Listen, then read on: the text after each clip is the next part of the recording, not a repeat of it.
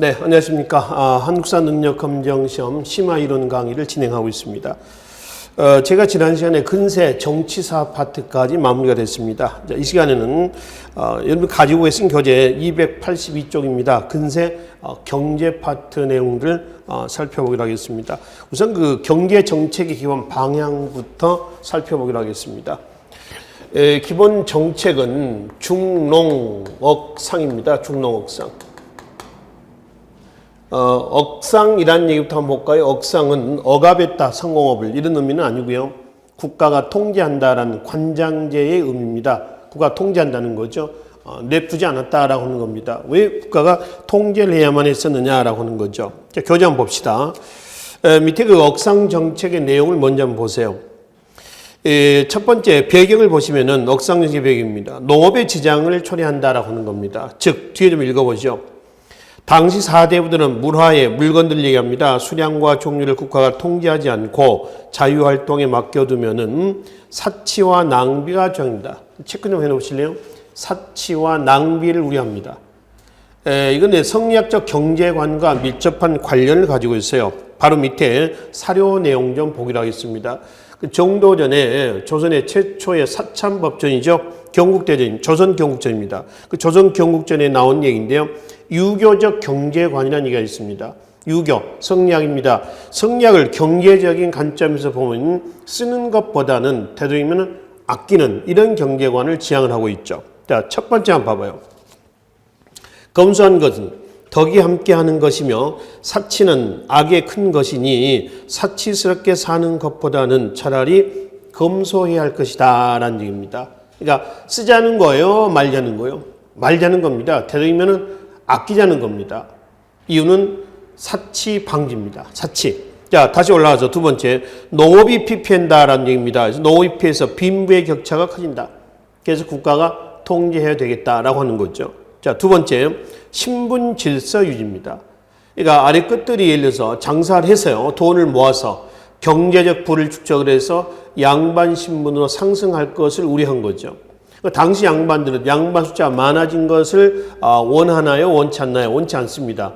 소수의 양반이요, 각종 정치, 경제, 사회적인 특권을 독점하려고 했었던 거죠. 근데 조선 후기 때 가면 우려했던 것이 현실로 나타납니다. 상공업이 발달하면서 부를 축적을 해서 가진 방법을 통해서 양반 신분으로 상승하는 경우가 나오죠. 조선 후기 때는 양반 신분이 굉장히 늘어난단 말이에요. 따라서 이러한 연유로 인해서 국가가 상공업을 통제를 했다라고 하는 겁니다. 그러면은 사실 그 중농 정책을 추진하면은 결과적으로는 상공업이 발달하게 되거든요. 왜 그러냐 하면은 일단 중농 정책의 결과를 한번 보겠습니다. 농업 생산력이 증가가 되겠죠. 그렇죠? 농업 생산력이 증가했다는 얘기는 많은 잉여물이 축적이 됐다는 거예요. 잉여물이 축적이 되면서 인구가 증가가 됩니다. 인구가 증가가 되면 수요가 어떻게 돼요? 늘어나겠죠. 수요가 늡니다. 수요가 늘면 많이 만들어내야겠죠. 뭐가 발달하겠어요? 수공업이 발달합니다. 그러니까 많이 만들어 놓으면 끝나나요? 내다 팔아야겠죠. 그럼 뭐가 또 발달하겠어요? 상업이 발달하죠. 국내 경제 발달은 또 어디에 영향을 줄까요?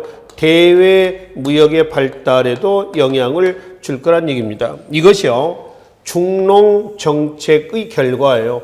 그러니까 결과적으로 중농 정책과 억상 정책이라는 얘기는 상호 이율배반적인 얘기일 수도 있다라고 하는 겁니다. 이해되시죠? 그러니까 중농 정책을 추진하면은 언젠가는 뭐가 발달한다? 상공업이 이렇게 발달한다라고 하는 것이죠. 이게 언제부터 나오는 거냐라면 16세기 이후입니다. 그러니까 100년간에 걸친 중농 정책의 노하우가 100년 동안 축적이 돼서 100년 후에 폭발했다라고 보시면 돼요. 그래서 16세기 이후부터 이런 현상이 나타나고요. 조선 후기 때 가면은 상공업이 걷잡을 수 없게 발달합니다.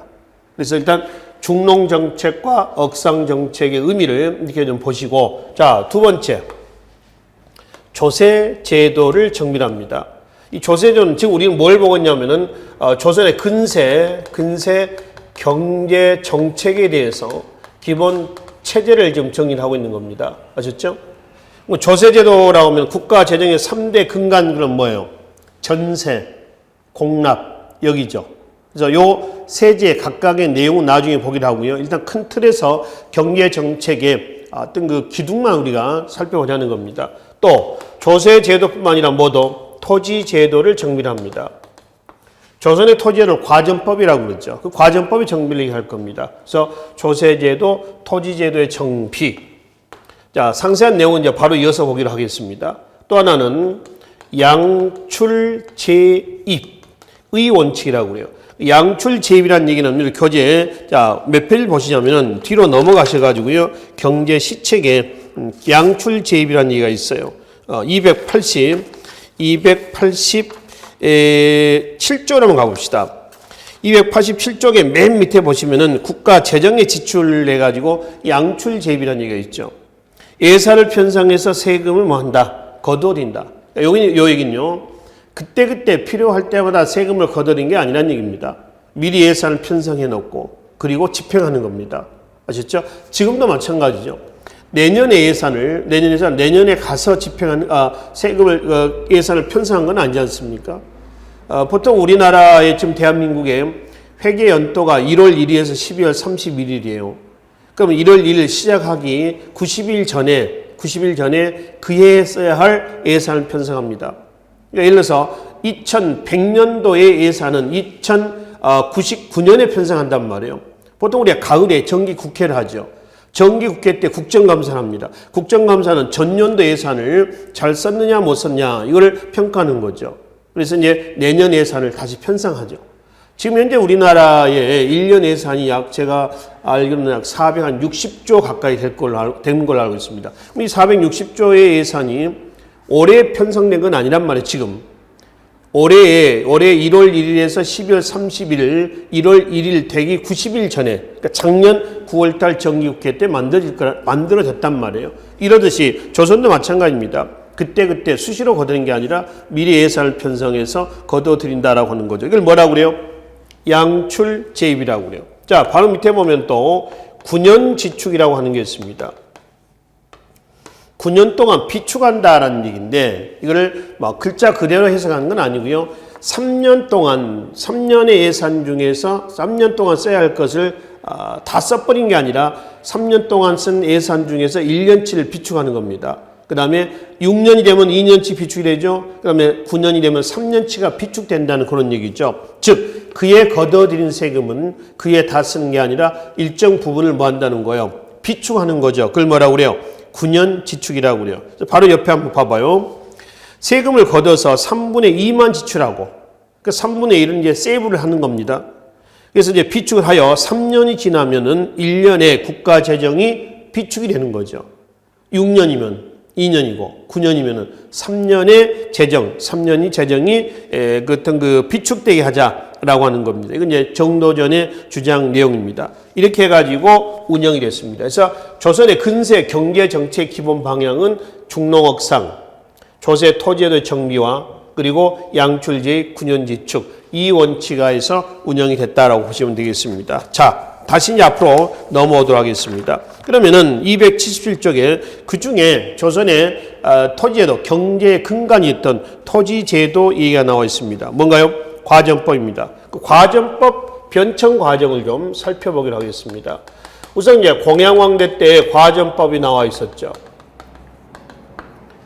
과정법은 전 현직자를 대상으로 어디 안정해서 경기도에 제한해 가지고 수조권을 지급을 하는 겁니다. 여기서 전직 관료에게 주는 규정은 원래는 없었어요. 근데 과정법이 발표가 되면서 추가가 된 겁니다. 여기서 전직 관료 누굴까요? 고려 왕조의 퇴직 공무원들이라고 보시면 됩니다. 퇴직하고 나서 요즘에 연금 받잖아요. 연금 받는 그런 용도예요. 근데 이걸 원래는 안 준다고 그랬거든. 걔네들이 반발하거든. 그래서 구 내지 제야 세력을 무마하기 위해서 전직 관료에게도 줬다라고 하는 겁니다. 근데 현직자에게 이제 줬다. 수조권을 주는 거죠. 수조권을 받던 현직자가 예를 들어서 갑자기 죽거나 갑자기 뭐 잘리거나 이런 경우가 있었을 거 아닙니까? 뭐 이런 경우에는 이제 처자식들을 위해서 뭘 지금 했냐면은 일부는 수신전 부인한테 주는 거죠. 일부는 뭐 자식들 미성년 자식들에게 주는 겁니다. 그걸 뭐라고 그래요? 휴량전이라고 그래요. 그러니까 수신전과 휴량전으로 일부가 어떻게 돼요? 세습이 됩니다. 그러니까 예를 들어서 현직에 있는 사람이 홍길동이라는 사람이 있습니다. 월급을 100만 원 받았는데 받다가 이 사람이 관직에서 물러나면은 100만 원을 더 받을 필요가 없죠. 안 주겠죠. 월급은 그 직무에 대한 대가로 지급하는 거니까. 그럴 거 아니에요? 근데 이제 이 현직에 있는 사람이 그만뒀어요. 그만두면 100만 원 안 받아야 되는데 그 중에 10만 원은 수신전, 10만 원 예를 들어서 뭐 휴량전 용도로 처자식에 주는 겁니다. 그러면 얼마가 나와요? 80만 원만 남죠. 그 80만 원만 이제 국가에다 반납하는 거죠. 그러면 원래 그 직에 있는 사람은 월급이 100만 원 받아야 되는데 홍길동이가 물러가고 임꺽정이가 들어왔습니다. 그럼 임꺽정이라는 사람이 그 직에 들어오면은 당연히 100만 원짜리 직이거든요. 근데 남는 돈은 80만 원밖에 없어요. 왜? 수신전과 휴량전으로 일부 세습되다 보니까 그 관직에 새로 간 사람은 더 이상 받을 돈이 없더라. 월급을 더 못 받는다라고 하는 거죠. 그래서 그 문제를 해결하기 위해서, 그러니까 과전의 부족 문제죠. 이런 문제를 해결하기 위해서 태종대 때 과전의 3분의 1을 하삼도, 충청, 전라, 경상도입니다. 하삼도로 확대를 합니다. 여러분들 과전은 공직의 근무에 대한 반대급부로 주는 토지예요. 그러니까 어떤 직에 대한 반대급부로 토진 요즘에 월급을 주는 겁니다. 수조권을 주는 거죠. 이거는 그래서 과전은 공전이에요. 그러면 사전이요. 개인의 직무에 대한 반대급부로 주는 거니까 사전이죠. 수조권이 개인한테 가면은 사전, 국가가 가지고 있으면 뭐요? 공전이라고 있습니다. 그럼 과전의 확대는 공전의 확대란 얘기야? 아니면 사전의 확대란 얘기야? 사전의 확대죠. 사전의 확대는 국가 재정에서는 안 좋은 거죠. 개인한테 세금이 나가는 거니까. 그렇죠? 그래서 과전이 확대가 되면서 국가 재정이 안 좋아져. 그래서 재경 4대부의 반발로 다시 세종대 때의 과전이 어디로? 경기도로 다시 환원이 됩니다. 이환 다시 되돌아왔다라는 얘기입니다. 또는 환원됐다라는 얘기가 되죠. 그러면 여전히 현직자에게 기존에 좋아야 했었던 토지, 과전의 부족 현상이 나오겠죠. 그래서 그 과전의 부족은 공회전이 있죠. 공회전은 국가 관청에 지급했던 토지예요. 그래서 그 토지에서 거둬들인 것을 가지고 그 관청의 경비를 쓰는 겁니다. 공회전을 축소를 해가지고 뭐 했다? 과전의 부족을 보충을 했다라고 하는 겁니다. 그러니까 여전히 수조권의 부족 현상은 근본적인 문제는 해결이 되지 않는 겁니다. 그래서 과전법 이후에 그 문제를 해결하기 위해서 세조 때 뭘로 바꿨냐 하면은 직전법으로 바뀌어요. 직전법은 누구한테 주면 현직자에게만 전지를 준다는 얘기야. 여전히 경기도 한정에서 주는 것은 똑같은 규정입니다. 자, 현직자에게 수조권을 지급했었다. 그럼 이 현직자하고 과전법의 현직자하고요. 세조 때 직전법의 현직자는 같은 사람이냐 아니면 다른 사람이냐? 똑같은 사람이에요. 그러면 이거의 현직자에게 경기도 한정에서 수조권을 줬다는 얘기나 똑같이 이 현직자에게 경기도 한정에서 수조권을 줬다는 얘기는 똑같은 얘기인데 뭐가 달라졌냐라고 하는 거죠. 달라진 점은 이겁니다. 바로 과전법 때 수신전하고 휴량전 있죠. 이 수신전 휴량전을 여기에서는 뭐 했다는 거예요? 폐지했다는 겁니다. 그러니까 세조 때 직전법에서는 현직에 있는 사람이 물러나면은 수신전, 휴량전 이런 것들을 세습할 수 있는 권한이 없어요. 이 토지 자체가 없어졌어요.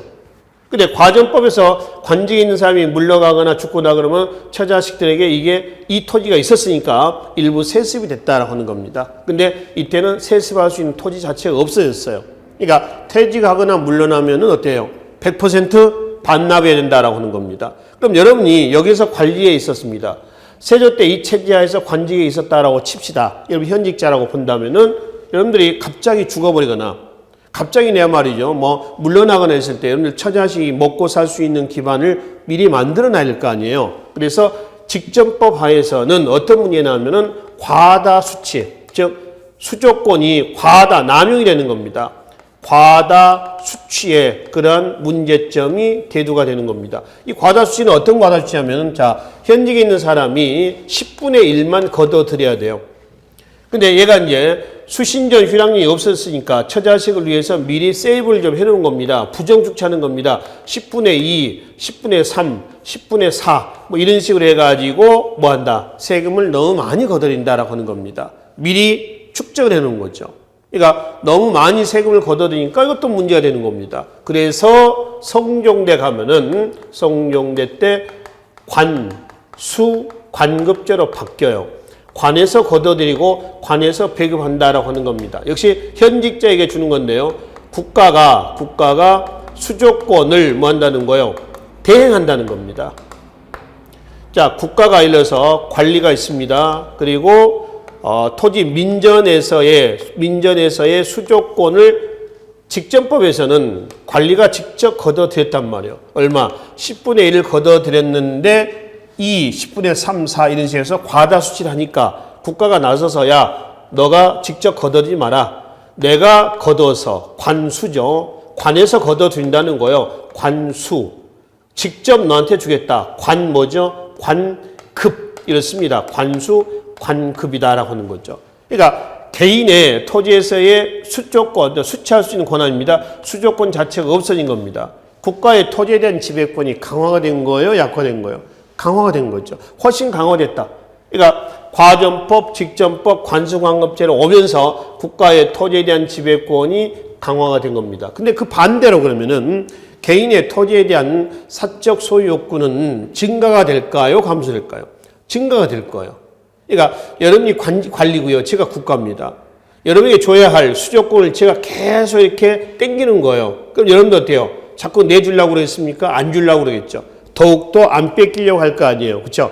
이게 농장 확대 현상이에요. 그래서 그런 문제가 대두가 되자 그 문제를 해결하기 위해서 명종대 때 가면은 녹봉제를 실시를 해가지고 아예 직전 자체를 폐지를 해요. 직전 폐지 또는 녹봉제 실시라고 일합니다. 이건 뭘 얘기하냐면은 이 관리는 관직에 대한 반대급부로 국가로부터 두 가지를 받습니다. 하나는 토지를 받고요. 토지. 또 하나는 특산물을 걷어들이는 권한을 갖습니다. 토지를 받는다는 것은 토지의 소유권이 아니죠. 뭐죠? 수조권이에요. 10분의 1에 대한 뭐 민전이다라고 하면은 또 뭐 공정이나 뭐 4분의 1 뭐 이러지 않습니까? 수조 조세만 걷어들일 수 있는 권한을 갖고요. 특산물은 여러 가지 뭐 비단이라든가 또는 뭐 얼음이라든가 담배라든가 콩이라든가 뭐 이런 것들이죠. 기타 이런 특산물들이죠. 그러면 토지 수조권은 뭐에 대한 반대급부냐라고 하는 거죠. 이거는 관품에 대한 반대급부고요. 특산물은 관직, 즉 다시 하면 직역입니다. 하는 일에 대한 반대급부로 받았단 말이에요. 그래서 토지와 특산물을 두 개를 받았는데 이 명종대 가면은 녹봉제가 시가 되면서 직전이 없어졌다 그랬죠. 직전이 없었다는 얘기는 뭐예요? 토지, 즉 수조권이 없어지고 뭐만? 바로 특산물. 이게 이제 녹봉의 형태로서 지급을 받게 됐는데요. 이 녹봉만 지급이 됐고 이게 없어졌다는 얘기입니다. 좀 쉽게 얘기하면은 옛날에는 100원에서 월급을 200원을 받았는데 이제는 뭐가? 이게 없어져요. 이게 없어지면서 뭐만? 100원만 받았다라고 하는 겁니다. 확 깎이는 거죠. 그래서 국가의 토지에 대한 지배권은 점차 강화가 되고 있었다. 그로 인해서 개인의 토지의 사적 소유 욕구는 계속 늘어나고 있었다. 이런 현상이 이제 농량 확대였었고요. 그러니까 명종대 때 이러한 경제 폐해는요, 결국 명종 후반기에 가면은 뭐 임꺽정이 난이라든가 이런 난이 일어나기도 하고요. 또 뭐 1555년에 을묘예변이 일어나고 이미 명종대 때의 사회 경제는 굉장히 안 좋게 넘어가고 있었습니다. 이런 상황에서 선조 때 외란이 터지고 뭐 이렇게 넘어가겠죠. 자, 그래서 국가의 토지에 대한 어떤 지배권은 고려나 조선이나 강화가 돼 나가는 방향에서 개편이 되고 있었다라고 이제 보시면 되겠습니다. 자, 그리고 이제 284쪽에 보시면은 이 과정법화에서 토지의 종류들이 나와 있어요. 밑에 보면은 공전과 사전이 있죠. 공전 사전인데요. 공전은 수조권을 국가가 갖고 있고 사전은 개인이 갖고 있는 토지를 얘기합니다. 그래서 민전부터 해서 학전까지는 공전. 그러니까 민전은 보통 공전의 세율은 4분의 1이에요. 사전은 2분의 1입니다. 근데 민전은 10분의 1이에요. 민전은 개인의 농민 개개인의 사유지를 얘기합니다. 근데 민전은 세금을 국가에 내잖아요. 그러니까 민전의 성격은 이렇게 보시면 돼요. 소유권상 민전은 사전이에요. 개인 겁니다. 근데 개인 거라고 세금 안 내버리는 건 아니죠. 세금을 내죠. 어디다 세금을 내나요? 국가에다 냅니다. 그래서 민전은 소유권상 사전인데 수조권상 공전에 해당이 된다라고 정의를 내시면 됩니다. 이건 고려도 마찬가지입니다. 그리고 이제 밑에 개인이 수조권 행사한 토지를 사전이라고 했습니다. 2분의 1의 수조권 행사하고 있죠. 과전부터 해가지고 장전까지 이게 전부 다 사전에 해당됩니다. 그 토지의 용도만 여러분들이 이해를 좀 하시면 되겠습니다. 그리고 285쪽은 지금 말씀드렸었던 조선의 과전법의 토지도의 변천 과정이요. 그 내용을 이렇게 변천 과정 이해를 좀 하시면 되겠습니다. 자, 그리고 286조로 넘어가서요. 국가 재정 있죠. 국가 재정의 3대 근간은 뭐라고 했어요? 전세, 공납, 역라고 이랬습니다. 그 중에 전세 제도부터 살펴보기로 하겠습니다. 이 전세제도 한번 봅시다. 토지제도하고 함께 전세제도입니다. 전세는 조세제도를 얘기하는데요. 토지에 부과했던 세금을 지금 얘기를 하고 있습니다. 국초. 국초에는 과전법 하에서 운영입니다. 과전법과 토지제도만 얘기하는 건 아니고요. 조세제도도 과전법입니다. 달리 이걸 이렇게 얘기를 하죠. 답험, 손실법이라고도 그래요. 또는 거꾸로 읽어도 관계없습니다. 손실답험. 직접 가서 수확량이 얼마인가 직접 보고 확인하고 걷어들이는 겁니다. 이걸 답험 손실이라고 해요. 얼마를 걷어들인다고 그랬어요? 10분의 1입니다. 수확량의 10분의 1이에요. 1결당 최고 300두 이상은 생산되지 않는 걸로 상한선을 정해 놓습니다. 그러니까 토지 1결당 최고 얼마 이상은 못 걷어들이냐 하면은 30두예요. 왜 30두가 아니면 1결당 최고 생산량을 300두로 보고 있거든요. 최고. 그래서 300두의 10분의 1이니까 30두 아니에요. 그래서 30두 이상은 걷어들일 수 없다. 그리고 과전법에서는 병작 반수는 금지를 합니다. 이 병작 반수한 얘기는 수확량을 지주하고 소작이 반반씩 나누는 걸 얘기를 해요. 그걸 금지를 해요. 근데 이거는 단서를 하나 좀 붙여 넣으시면 되겠습니다. 원칙상이다. 실제로는 병작 반수가 행해지고 있었다라고 보시면 되겠죠. 실제로는. 그래서 원칙은 병작 반수 금지예요. 그러니까 수확량을 기준으로 해서 일단 10분의 1의 세금을 걷어들이고 있었어요. 자, 그러다가 이게 세종대 때 가면은 공법이 실시가 됩니다. 이 공법은 우리나라의 최초의 국민투표라고 보시면 돼요. 공법은 세법을 얘기합니다. 세법. 세법 공법이라고 그래요. 이 공법은요, 무려 한 17만 명 정도의 중앙의 관리로부터 시골의 농민들까지 각계각층들의 조사, 여론조사합니다. 이제 국민투표하는 거예요. 그러니까. 그래서 한 10만 명 가까이가 찬성했고요. 한 7만 명 가까이가 반대했던 법이기도 합니다. 이 공법인데요. 어떤 거냐 하면 내용을 보면은 자, 전분 육등법하고요. 그 다음에 연분 구등법이에요. 이 전분 육등법이라고 하는 것은 전제상종소라고 하는 관청을 두고 실시를 했고 연분구등법은 공법상종소라는 관청을 두고 실시를 했습니다. 이 전분육등법은 전분입니다. 토지를 나눈다는 거예요. 몇 개 등급으로? 6개 등급으로 나눈다는 것이죠. 그런 이거는 토질, 즉 비옥도입니다. 토질을 기준으로 해서 1등전에서 6등전으로 나눈 거예요. 토지의 질이 좋으면은, 그러니까 비옥하면 토지가 작아요. 크면은 토지의 크기가 크다 그러면 비옥하지 않는다라고 하는 것이죠. 그러니까 전분 육등법은 이런 거예요. 이게 1결입니다. 1결. 1결의 토지. 근데 이것도 1결이고요. 이것도 1결이고 이것도 1결. 다 1결이에요. 전부 다. 전부 1결입니다. 크기에 따라서 작을수록 뭐예요? 비옥하고 클수록 뭐야? 척박하다는 거예요. 수확량은 똑같습니다. 여기서 쌀이 한 가마 생산된다 그러면 여기서 예를 들어 쌀이 한 가마 생산된다는 거예요. 단지는 토지의 크기만 나는 거야. 이걸 전분 육등법이라고 그래요. 한편 연분 구등법은 세금을 9개 등급으로 나눠서 걷어들인 거예요. 기준은 뭐냐면 풍, 흉입니다. 을일 기준에서 최하 4주에서 최고 얼마? 20두까지 걷어들입니다. 옆에 표가 하나 있죠. 연분 구등법에서 상상년, 상중년, 상하년 중상, 중중, 중하, 하상, 하중, 하에서 상상년이 1등급이에요. 하한연이 9등급에 해당돼요. 아셨죠? 그래서 각 등급의 차이는 2두씩 납니다. 그러니까 상상년 아주 풍년이 되었을 때고요. 아주 흉년이 되었을 때 얼마를 내요? 4두를 내게 됩니다. 기준은 그래서 흉을 기준한다라고 하는 거죠. 이게 세종대 때의 공법입니다. 이게 나중에 조선 후기 인조 때 가면은 1결당 4두로 고정이 돼요. 풍흉에 관계없이. 그게 뭐냐면 영정법이고요. 이거는 효종제 때 가면 양척 동일법으로 바뀌어요. 조선 후기 가서 세제 개편 때 따로 보기를 하고 일단 여기서는 과전법에서는 답험 손실에 의거해서 10분의 1. 세종대 공법에서는 이렇게 나눠서 이렇게 해서 이걸 기준해서 이만큼 걷어들였다. 라고까지만 보시면 되겠습니다. 자, 한편 맨 밑에 보겠습니다. 이렇게 이제 걷어들인 세금은 지방에서 어디로? 중앙으로 운반하겠죠. 그걸 뭐라고 그래요? 조세 운반의 약자, 조운이라고 그러죠. 이거는 고려시대 때 똑같이 나왔던 거하고 같습니다. 자, 지방에서 일단 걷어들인 것은 그 지방에 육로라든가 해상교통의 요충지, 어디로 모아요? 조창으로 모으죠, 조창. 그 조창에서 모아가지고 다시 서울의 경창으로 운반합니다. 서울의 경창은 이제 어디 있냐면 한강변에 용산과 서강에 있었어요.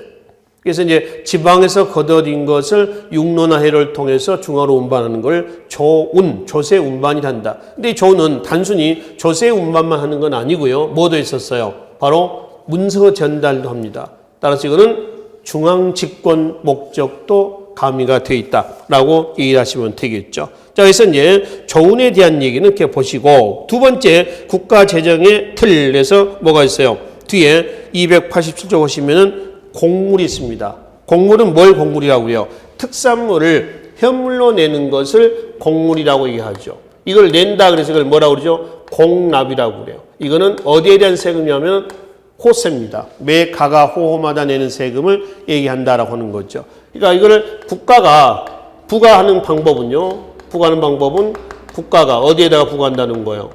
호 단위로 부과하는 겁니다. 종류는 공납의 종류는 세 가지가 있죠. 정기적으로 내는 걸 뭐라고 그래요? 상공이라고 그러고요. 부정기적으로 내는 걸 별공이라고 그러고 그다음에 이거는 상공과 별공은 사실 고려 때도 나왔었습니다. 조선시대 때 하나 추가된 것이 뭐예요? 진상입니다.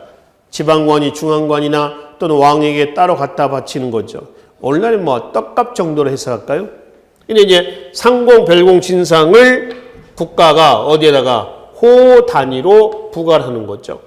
문제는 상공과 별공과 진상을 부과하는 과정에서 여러 가지 폐단들이 나옵니다. 특히 별공, 진상의 폐단이 가장 심했다라고 합니다. 이걸 어떤 식으로 부과하느냐 그러면은 바로 폐단들 보시면 됩니다. 자, 하나는 불산곡물입니다.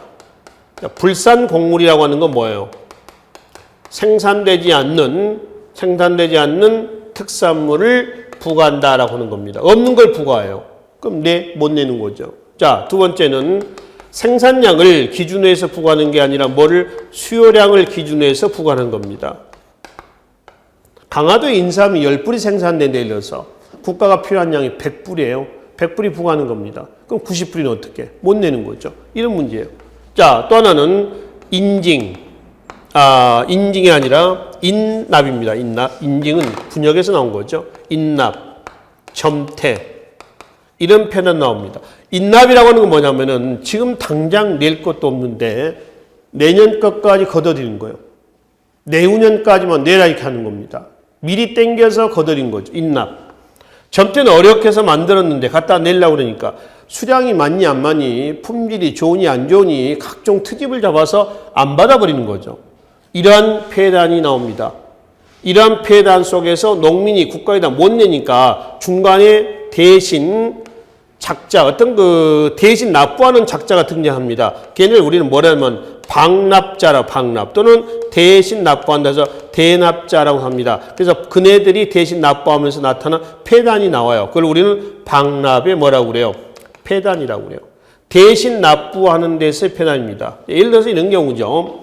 국가에 자 A라고 하는 호에서 국가가 이제 부과를 하는데 이런 식으로 부과를 하니까 못 내서 A라는 사람을 못 내니까 중간에 어떤 공납물 청부업자라고 합시다. 이 공납물 청부업자가 등장해서 대신 내주고 A 대신 해서 쌀 10가마 내주고 그리고 A한테는 쌀 50가마 내지 100가마를 수고비를 붙여가지고 거드린다는 거예요. 이걸 뭐라고 그래요?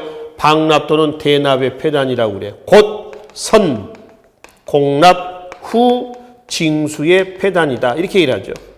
그러니까 먼저 납부를 하고 선공납하죠. 나중에 이제 그 농민들에게 징수하는 겁니다. 수고비를 붙여가지고 10배, 50배 뭐 이렇게 붙여서 거드린 거죠. 이 폐단이 16세기 때 가장 컸어요.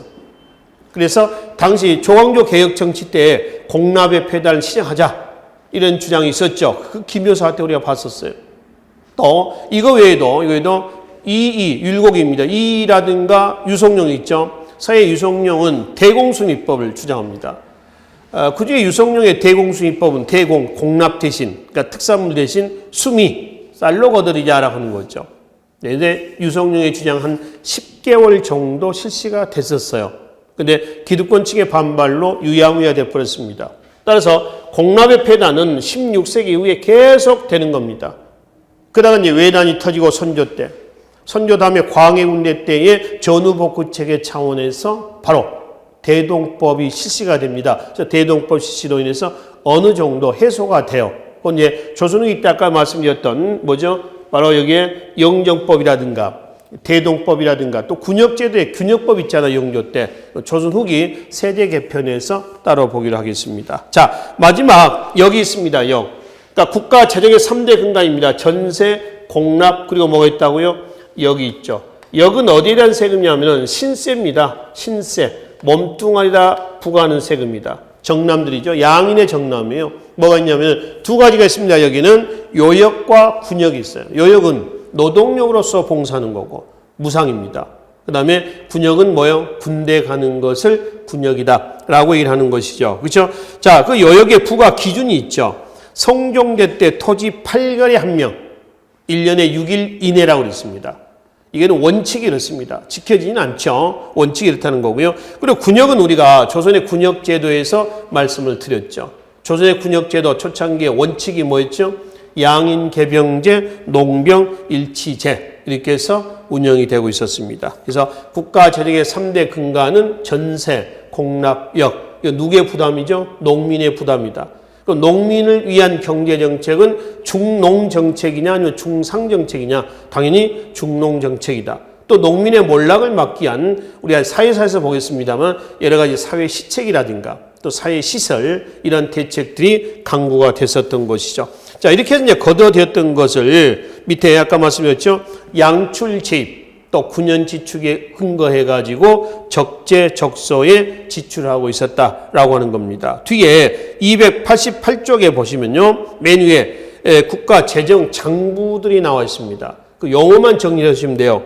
횡간, 공안, 뭐 양안, 공장안, 호적, 뭘 얘기하냐. 이건 뭐냐라고 하는 것만 이해하시면 되겠습니다. 유독 뒤에 안자가 많이 붙어 있잖아요. 안입니다. 공장안, 양안, 또는 여러 가지 노비 안이라든가 이런 뒤에 안자가 붙어 있는 것들이 있습니다. 안은 뭐냐? 안 할 때 안은 요즘에 대장입니다. 대장. 장부죠, 장부. 어떤 장부를 얘기한다라고 이제 보시면 되겠습니다. 자, 그래서 이제 기본적인 국가 경제 시책의 기본 방향은 거기까지 살펴보시면 될 것 같습니다. 그리고 바로 밑에 6번째 챕터에 양반의 경제적 기반이 있죠. 이건 어느 시대나 똑같아요. 지배체의 경제 기반은. 고려나 조선이나 삼국시대나 남북시대 때나 토지와 노비로 요약이 됩니다. 이 토지 노비는요. 국가로부터 그러니까 관직에 나가서 국가로부터 받은 토지와 노비도 있지만은 사실 조상으로부터 물려받은 뭐도 있다. 토지와 노비도 있다라고 하는 거예요. 아시겠죠? 조상으로부터 물려받은 토지와 노비도 있다. 그러니까 이것들을 토대로 해가지고 경제적으로는 안정된 생활을 합니다. 또 정치적 기반도 있잖아요. 그래서 지배층의 경제는 항상 풍요롭습니다. 그럼 이제 그 예하에 있는 농민들 경제는 어떻겠냐라고 하는 거죠. 또 늘 어려워요. 수탈의 대상이 되다 보니까 그럴 수밖에 없었다라고 하는 겁니다. 그럼 그런 양반대 토지나 노비는 어느 정도 소유하고 있었느냐라고 하는 겁니다. 자, 토지부터 한번 보실래요? 보통 양반 1인당 200마지기, 300마지기. 한 마지기는 200평입니다. 많게는 얼마라고 있어요? 2000마지기 이상도 소유한다. 40만 평 이상도 소유한다라고 하는 것이죠. 그러면 이 토지는 누가 경쟁하느냐? 본인들이 나와서 삽시를 하느냐? 그렇지는 않죠. 노비들을 통해서 또는 소작을 통해서 경영을 하고 있었습니다. 그럼 노비는 어느 정도냐? 그랬더니 바로 밑에 노비 있죠. 솔고 노비와 외고 노비 있지 않습니까? 보통 양반들이 노비는 10여 명에서 많을 때는 얼마? 300여 명까지 요 노비들을 소유하고 있었다라고 하는 겁니다.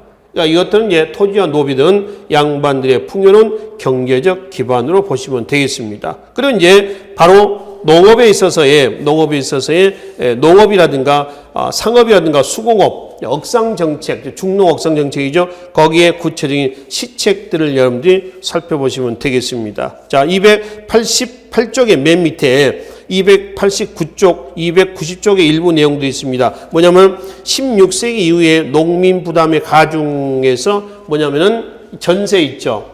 이 전세제도, 그러니까 연분구등법 하에서의 폐단들이고요. 그 다음에 공납 부분에서 보면 이 폐단들, 공납의 폐단들에 대한 얘기고요. 그 다음에 여기에서 군역이 있죠. 군역제도의 폐단들이에요. 이 군역제도의 폐단은 우리가 군역제도에 보면은 중종대 때 군적수포제가 있었어요. 기억나시죠? 군적수포제는 군적을 만들고 군적에 등재되면은 바로 1년에 군포 2필 내야 된다라고 돼 있는 그 군적수포제가 있었어요. 그거의 결과 양반과 상민 간의 신분 구분이 뚜렷해졌고요. 또 양반이 군적에서 누락이 되면서 상민의 군역 부담이 가중이 됐고, 그렇죠? 그래서 조선시대 군역 군사제도가 완전히 무너졌다라고 하는 그런 부분들이 있었거든요. 그리고 군역제도의 앞에 통치체제에서 이미 말씀을 드렸습니다. 그거의 폐단이에요. 그러니까 이 폐단은요, 나중에 그 폐단을 시정하는 과정에서 전세제도에서 뭐가 나왔다? 영정법. 그다음에 공납제도 이 폐단을 시정하는 과정에서 뭐가 나오죠? 대동법.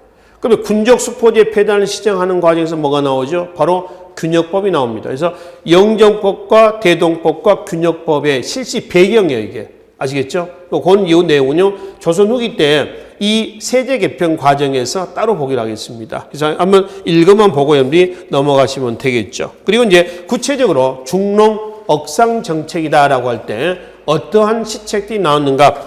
요 내용들을 구체적으로 290쪽의 맨 밑에 8번째 조선 전기의 농업부터 살펴보시면 되겠습니다. 기본적으로는 중농정책이라고 그랬죠. 거기 나와 있는 것도 전부 다 중농정책의 일환에서 진행이 된 겁니다. 뭐 개간, 간척, 종자 개량, 농기구 개량 뭐 이런 것도 있죠. 농소의 편찬, 저수지 시설의 개선이라든가 수리시설 개선입니다. 그리고 농서에서는 여러 농서가 있습니다. 세종대 때 농사직설이 있죠. 현재 현존하고 있는 가장 오래된 농사직설입니다. 이거는 고려 충정왕대 때에 이암이라는 사람이 원나라에서 가져왔던 농사가 있었잖아요. 뭐예요? 농상집요라고 하는 농사가 있었어요. 이거는 이암의 저서가 아니라고 그랬습니다. 원나라 농서예요. 그러니까 고려시대 때 농서 편찬은 없다. 이렇게 보시면 돼요.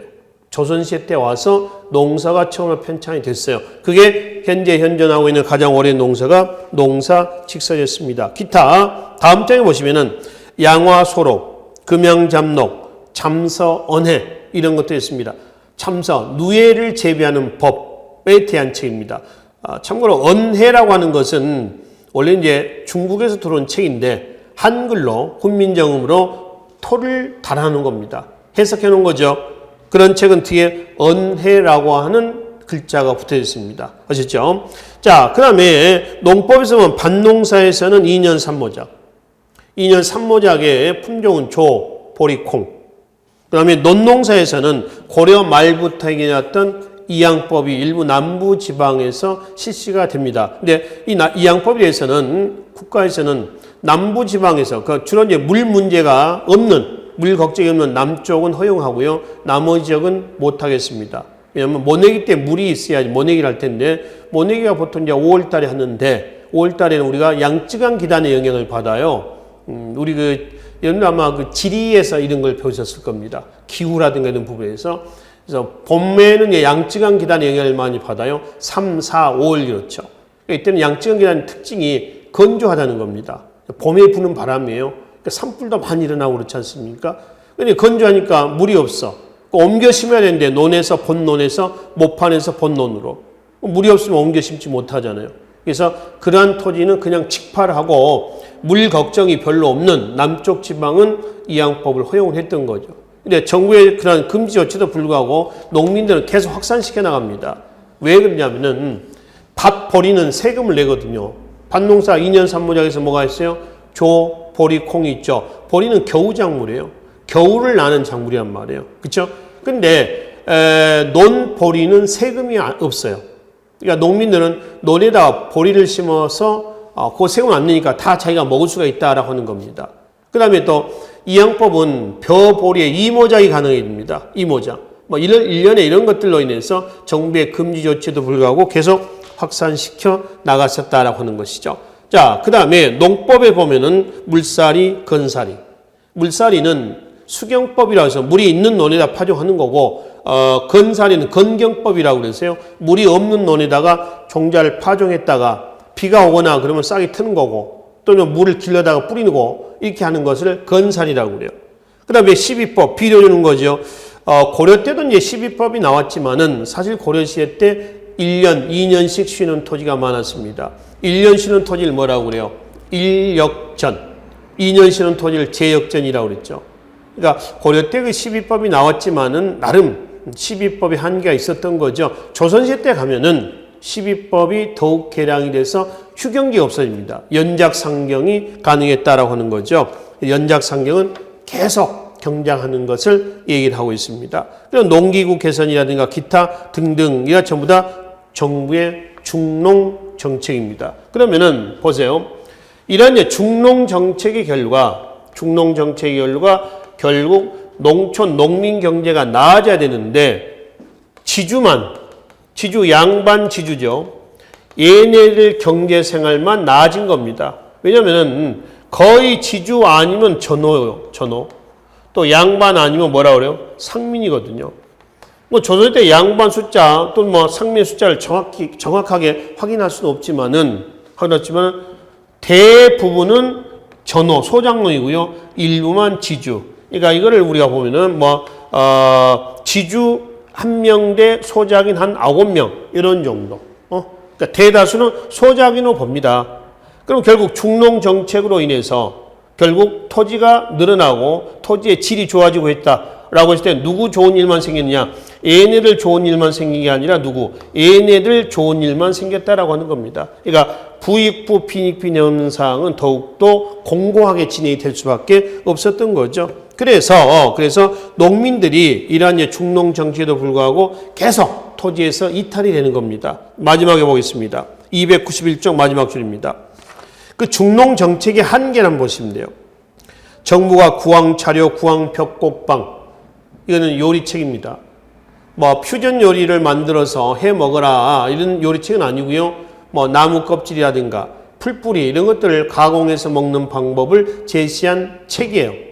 그러니까 이거라도 먹고 토지에서 제발 이탈하지 말아다오 이거죠. 또 호패법, 오가작동법을 강화합니다. 이건 농민 통제책 아닙니까? 그러니까 역으로 한번 봅시다. 역으로 왜 호패법과 오가작동법을 실시했겠느냐는 얘기죠. 농민들이 자꾸 토지에서 이탈되고 있다는 겁니다. 역설적으로 보이는 거죠. 지방의 양반들이 사창이나 향약을 통해서 농민 살림을 안정시키려고 한다고 되어 있죠. 왜 그랬을까요? 지방 양반 이꼴 지주입니다. 얘네들이 소작농을 다 도망치고 그러면 지네들이 나와서 삽질하겠습니까? 안 하거든요. 그래서 최소한 먹여 살려놓기 위한 목적이지 진짜 중농정책 내지 이런 시책들을 통해 가지고 농민 살림을 안정시키려고 한 것은 전혀 아닙니다. 실제로 지배층은요. 피지배층의 경제생활이 아주 풍족한 그런 생활이 되는 것을 원했을까요? 원치 않았을까요? 원치 않습니다. 왜 그럴까요? 배가 부르면은 통차기가 힘들어. 말을 잘 안 듣는다는 얘기입니다. 그러니까 굶어 죽지 않을 정도로만 유지시키는 것이 당시 정부의 목적이었었던 거죠. 그리고 그러다가 굶어 죽기 직전에 뭐라도 하나 던져주면 예를 들어 빵이나 뭘 하나 던져주면은 아이고 고맙습니다라고 꾹뻑 고개 숙이는 그런 피지배층이 지배층의 입장에서는 굉장히 좋은 착한 그런 국민이고 백성이었던 거죠. 그래서 여기서 이런 시책을 통해서 농민 살림이 참 안정됐고 지배층의 배려가 아주 깊이 있구나 이렇게 오해는 하지 말자라고 하는 겁니다. 자, 그러면 이제 국가가 통제했다는 수공업과 상업 등을 한번 보기로 하겠습니다. 수공업은요, 국가 통제하에서 운영됩니다. 관영 수공업 체제예요.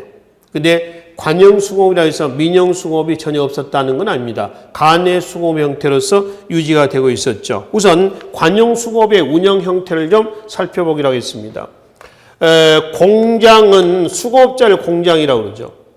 수공업자의 명단을 적어놓은 장부를 뭐라고 하냐면은 공장 뭐라고 그래요?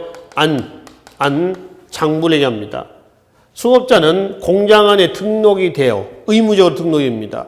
경공장과 외공장이 있는데요. 경공장은 중앙관청에 소속된, 외공장은 지방관청에 소속된 수공업자를 얘기를 합니다. 여기에 등록이 되면 1년에 한 2달 정도 국가관청에 들어가서 필요한 물건을, 제품을 만들어서 납품을 하고 그 2달이 끝나면 돌아와서 또 물건을 만들어서 이런 형태로 운영이 됩니다. 이 관장제에서 운영이 돼요. 그러면 2달 정도 근무하는 기간 동안에 손재주가 뛰어난 사람도 있죠. 잘 만들고 난 사람들은 국가로부터 품계도 받고요. 때로는 녹봉도 받고 그렇습니다. 그리고 이제 신발을 만드는 수급자다라고 할 때 하루에 신발 10개를 만들었는데 얘는 한 15개를 만들어요. 열심히 만들어서 10개는 납품을 하고 그리고 5개는 개인적으로 팔 수도 있어요. 대신 세금을 내야 됩니다. 그런 사람들을 뭐라고 하는지 아세요? 바로 납포장이라고 그래요. 납포장이다.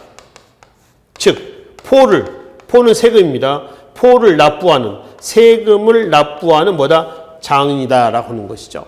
그럼 얘가 이제 고무실 만드는, 예를 들어서 수급자인데 경공장에서 근무를 하다가 관청에 중앙관청에 근무하다가 이제 끝났어. 요즘에 군대 갔다 제대를 하는 겁니다. 그럼 집에 와서 고무실도 만들어 팔아. 대신 또 세금은 내. 걔들도 뭐라고 그래요? 똑같이 납포장이라고 그래요. 그럼 납포장의 숫자는 계속 어떻게 있어요? 늘어나겠죠. 늘어나면서 얘네들이 만드는 품질이, 퀄리티가 굉장히 좋아져요. 갈수록. 중앙관청이나 지방관청에 소속된 얘네들이 만든 것보다 개인이 만들어서 파는 것들이 뭐 가격면이라든가 또는 품질면에서 훨씬 더 좋았다는 얘기입니다. 이거는 나중에 관영수공업이 위축되는 결과를 가져옵니다. 이것이 계속 진행되면서 조선시대 가면은 결국은 수공업자의 명단을 적어놓은 공장을 폐지하는 정조 때 1791년에 신해통공이 발표가 돼서 관영수공업 체제가 해체가 돼버려요. 이제 돈을 받고 뭐 임금 노동자로서 일한다거나 또 개인적으로 만들어서 판다거나 일단 관청에는 들어가지 않는 이런 형태가 나버립니다. 그걸 신해통공이라고 그래요. 통공이라고 하는 것은 누구나 자유롭게 한다는 거고요. 신해는 1791년이 신해년이어서 그렇습니다. 신해년에 통공정책을 발표했다. 이렇게 되는 것이죠. 이거는 조선 후기 자유수공업 체제에서 따로 보기로 하겠습니다. 일단 통제하에서 이렇게 운영됐다라고 이제 보시면 되겠죠. 그리고 이제 밑에 상업도 국가 통제에서 운영됩니다. 고려하고 비슷한데요. 이걸 한번 봅시다. 이래서 이게 서울입니다. 서울 도성이에요. 사대문이 이렇게 있습니다. 여기에 종로가 있습니다. 종로 주변에는 국가가 설치했던 가게가 있어요. 길쭉한 가게다 해서 장곽이라고도 하고요. 이거를 우리가 시전이라고 해요. 시전. 시전의 설치는 누가 한 거예요? 국가가 합니다. 국가가 해서 상인들에게 임대를 해줍니다. 임대 받은 상인을 시전 상인이라고 그래요. 그러면 이런 시전 상인으로부터 임대료라든가 상세를 거둬들이고 여러 가지 이런 업무를 담당하는 관청이 따로 있었어요. 그게 뭐냐 그러면 고려시대 때도 있었거든요. 똑같이 경시서라고 그랬어. 이게 조선 세조 때 가면 뭘로 바뀌었냐면 평, 시, 서로 바뀌었어요. 임대해주고 임대를 받습니다. 이게 시전 상인들이죠. 이 시전 상인 중에서 장사가 가장 잘 됐던 부분은 생필품 부분이에요. 이 6가지 다 해서 유기전이라고 그래요. 비단, 무명, 종이, 어물, 모시에서 6가지 품목을 얘기를 합니다. 조선 후기에 가잖아요. 외란 이후에 가면은 이 시전 상인으로부터 세금을 더 많이 걷어들이기 위해서 얘네에게 특권도 줍니다. 그거를 금난전권이라고 하네요. 난전은 요즘에 잡상인이에요. 난전을 단속할 수 있는 권리다라고 하는 거죠. 이걸 금난전권이라 하는데 이거에 폐단이 노출되면서 역시 신해통공이 발표가 되면서 시전 상인에게 줬던 금난전권도 폐지가 됩니다. 대신 유기전 상인이 갖고 있는 금난전권을 놔두고 나머지 시전 상인이 갖고 있는 금난전권만 폐지가 되게 돼요. 이것도 시내통공 부분에서 따로 살펴보기로 하겠습니다. 한편 중앙에 시전이 있었다라 한다면은 교재 293쪽입니다. 지방에는 뭐가 있어요? 바로 장시가 있습니다. 시장이 열려요. 5일마다 열렸던 정기적인 시장이에요. 상설시장은 아니고요. 그리고 조선 후기 때 가면 전국에 약 1000개가 넘었다고 그래요. 이거는 조선 후기 때 상공업이 발달했다는 걸 알 수가 있는 거죠. 그렇죠? 그리고 장시를 무대로 활동했던 상인들 뭐라고 하나요? 보부상이라고 그래요. 또는 보상, 부상 또는 부보상 이렇게 합니다. 보상은 보찜 장수예요. 고가의 물건을 머리에 이고 다니면서 파는. 그다음에 부상은 등찜 장수예요. 저가의 큰 물건을 등에 짊어지고 다니면서 파는 상인을 얘기를 합니다. 그럼 보부상 또는 부보상은 관상이냐 아니면 사상이냐라고 하는 겁니다. 관상입니다. 다시 얘기하면은 정부로부터 허가를 받은 상이지 아무나 보부상 하는 것은 아니다라고 하는 겁니다. 그 보부상의 명칭에 관한 유래가 밑에 자료에 나와 있습니다. 그 자료는 여러분이 한번 읽어보시면 이래서 명칭이 나왔다. 원래 명칭은 부보상이 맞습니다. 네, 이제 부보상이나 보부상이나 아무개도 관계없어요. 보부상이라고 해서 틀렸다라고 하는 것은 아니다라고 하는 겁니다. 아셨죠? 자, 그럼 이제 뒤에 294쪽에 보면은 조선 정기 때 화폐를 좀 보기로 하겠습니다. 태조 때 저화, 지폐입니다. 그 다음에 세종대 때 조선 통보, 세조 때 팔방통화가 있죠. 팔방통화는 한자는 화살 전자를 써 전패, 또 같은 말로 유엽전, 버드나무 이파리와 같다. 길쭉하죠. 그래서 유엽전이라고 하고요.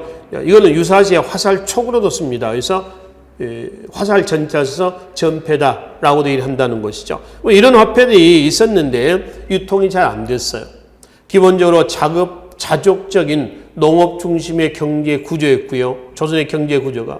또 화폐에 대한 인식도 부족했습니다. 이거는 화폐를 써야 할 어떤 필요성을 못 느끼는 거예요. 그 인식 부족이라고 하고요. 그 다음에 정부의 억상책 말씀드렸죠. 이걸로 인해서 화폐가 많이 나왔지만은 유통은 잘 안 됐다. 여전히 물물 교환하고 있었다. 그럼 언제부터 화폐가 유통됐느냐라고 하는 겁니다. 아까 말씀드렸던 몇 세기 이후부터 서서히 16세기 이후부터 중농 정책 결과 이런 현상이 나오면서 화폐도 수공업도 상업도 대무역도 활발하게 전개가 됐었다라고 하는 것이죠. 자, 대무역은 조선의 대외 관계와 밀접한 관련을 가지고 있습니다. 조선의 대외 정책의 기본 방향이 뭐라고 있어요? 4대 교린이죠. 명과 여진과 일본과의 관계에서 사신이 오고 가고 하지 않습니까? 그 자체가 단순히 정치적인 목적만은 아니고 경제적인 이유도 있었다라고 하는 겁니다. 오늘날에 대통령이 다른 나라에 국빈 방한할 때 어떤 뭐를 하죠? 대통령이 혼자 하는 건 아니죠. 국내에 있는 어떤 유수 기업의 어떤 CEO들을 같이 데리고 가지 않습니까? 가서 장사도 하고 계약도 맺고 말이죠. 이렇게 한단 말이에요. 똑같습니다. 그래서 단순한 정치적인 것만 아니다. 경제적인 것도 있다라고 하는 겁니다. 자, 그럼 명과의 관계에서 보면은 그 역관 무역이라고 하는 게 있습니다. 역관, 통역관입니다. 이거는 사신이요. 그래서 이제 조선에서 중국으로 가겠죠. 갈 때 사신의 경비를 역관들에게 부담을 시키는 겁니다. 대신 역관에게는 뭘 줘요? 인삼이 있죠. 인삼 8포대기를 줍니다. 이 8포대기 한 포대기에는 인삼 10근이에요. 그럼 8포대기는 몇 근이야? 80근이죠. 그래서 80근을 주고 너가 네가 사신 가고 오고 할 때 경비를 다 부담해라. 대신 이거 줄 테니까 이거 팔아서 해라 라고 하는 거죠. 그래서 이 인삼 8포대기를 받아가지고 갔다 그래서 역관 무역을 다른 말로 뭐라고 그래요? 팔포무역이다 라고 일합니다.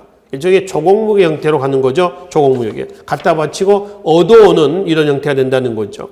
자, 여진과의 관계에서는 겨울과 경성의 국경 지역에 설치한 무역소. 노략질 하지 말고 교역해 가란 얘기죠.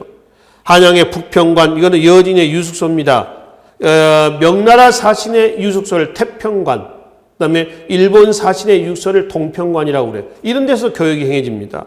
그 다음에 일본 나왔죠? 일본 그 동평관 있고요. 또 부산 동네 외관도 있습니다. 여기서 일본과의 무역은 꼭 기억을 하시라고 했습니다. 제한무역이다. 조선 후기로 갈수록 무역의 폭을 넓혔다. 계속 줄여나갔다라고 하는 겁니다. 조선 후기 때 갈수록 대무역의 폭이 넓어진 건 아니다. 일본과의 관계입니다. 계속 세견산 몇 척, 세사미도 몇 석 이런 식으로 해서 줄여나갔었습니다. 그래서 제한무역이었다라고 하는 것이죠. 그래서 주로 국가 간의 무역 형태로 운영이 되고 간헐적으로 사무역, 요즘 말하면 밀수가 되겠죠. 사무역의 형태도 나오고 있었습니다만 그걸 불법으로 보시면 되겠습니다. 자, 여기서 조선 전기 때 통제 경제하에서의 경제 시책 내용들을 살펴봤습니다. 그래서 근세 경제는 여기까지 마무리하고요. 다음 시간에 근세 사회사에서 뵙도록 하겠습니다. 수고하셨습니다.